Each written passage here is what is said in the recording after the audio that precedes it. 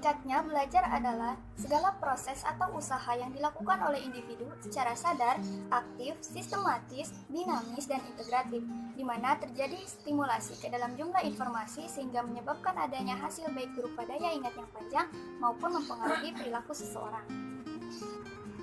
Untuk menciptakan perubahan-perubahan dalam dirinya ke arah kesempurnaan hidup. Belajar juga bisa dimaknai sebagai perubahan tingkah laku akibat dari interaksi antara individu dengan lingkungannya. Adapun perubahan perilaku pada hasil belajar bersifat kontinu, fungsional, positif, aktif, dan terarah.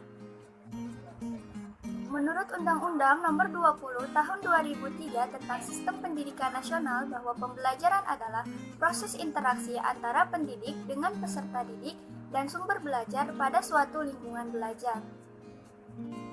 Pada hakikatnya, pembelajaran adalah suatu proses mengatur dan mengorganisir lingkungan yang ada di sekitar peserta didik, sehingga dapat menimbulkan, menumbuhkan, dan mendorong peserta didik untuk melakukan proses belajar. Nah, selanjutnya saya akan membahas tentang teori-teori belajar. Yang pertama ada teori behaviorisme, yang kedua ada teori kognitivisme, yang ketiga ada teori konstruktivisme, yang keempat, yang terakhir ada teori humanisme.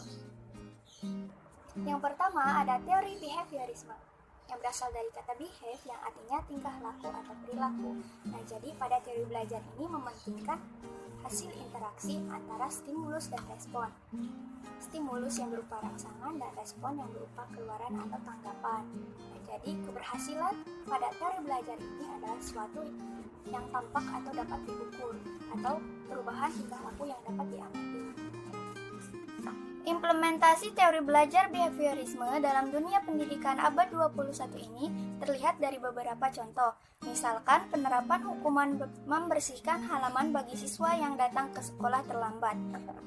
Siswa disuruh lari lapangan jika tidak mengerjakan tugas atau PR. Teori ini cukup menakutkan karena penekanan prinsip pemberian hukuman atau punishment. Akan tetapi, pemberian hukuman punishment ini tidak selamanya buruk. Pada kondisi tertentu, siswa juga akan mendapatkan penguatan atau reinforcement berupa pujian, hadiah, atau penghargaan lainnya jika menunjukkan sikap positif dalam pembelajaran. Sehingga teori behaviorisme ini dianggap merupakan pilihan metode pembelajaran yang tepat dan dianggap mampu menghasilkan input yang diharapkan. Yang kedua, ada teori belajar kognitivisme yang berasal dari kata kognitif, yang artinya berpikir.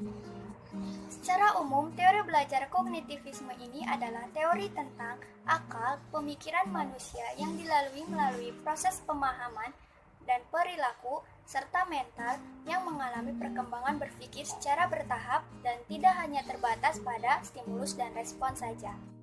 Contoh pembelajaran yang cocok menerapkan teori kognitif antara lain pada pembelajaran bahasa seperti mengarang, menganalisis buku, matematika, fisika, kimia, biologi, dan lain sebagainya, yaitu dengan menggunakan metode belajar yang berbasis masalah atau studi kasus.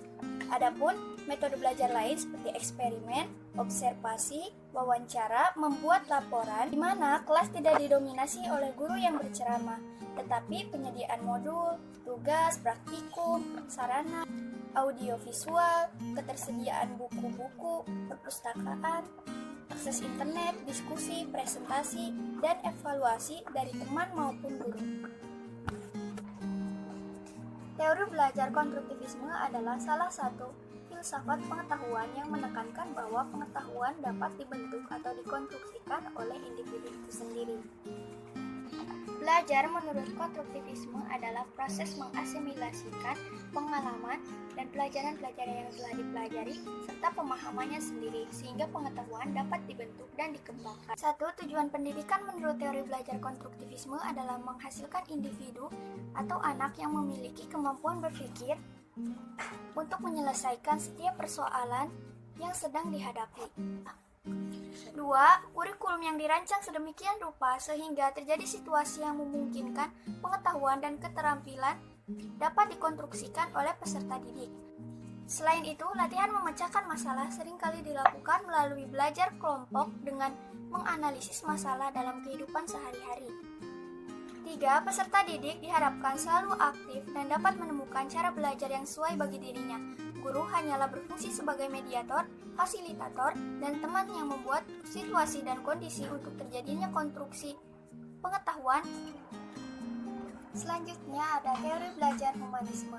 Nah, dalam teori belajar humanisme ini, belajar dianggap berhasil apabila individu mampu memahami lingkungan dan dirinya sendiri sebagai pribadi yang unik, serta mampu mewujudkan potensi-potensi yang ada dalam dirinya. Tujuan dari belajar humanisme ini adalah untuk memanusiakan manusia. Bentuk pendidikan humanisme yang pertama ada pendidikan terbuka atau open education, merupakan proses pendidikan yang memberikan kesempatan kepada siswa untuk bergerak secara bebas di sekitar kelas dan memiliki aktivitas belajar mereka sendiri. Yang kedua ada pembelajaran mandiri atau independent learning, proses pembelajaran yang menuntut siswa menjadi subjek yang dapat merancang, mengatur, dan mengontrol kegiatan mereka sendiri secara tanggung jawab. Implementasi teori humanisme terhadap pembelajaran. Peran guru dalam pembelajaran humanisme adalah menjadi fasilitator bagi para siswa. Guru memberikan motivasi, kesadaran mengenai makna belajar dalam kehidupan siswa. Guru memfasilitasi pengalaman belajar kepada siswa dan mendampingi siswa untuk memperoleh tujuan pembelajaran. Siswa berperan sebagai pelaku utama atau student center yang memaknai proses pengalaman belajarnya sendiri. Diharapkan siswa dapat memahami dan mengembangkan potensi dirinya yang bersifat positif dan meminimalkan potensi yang bersifat negatif.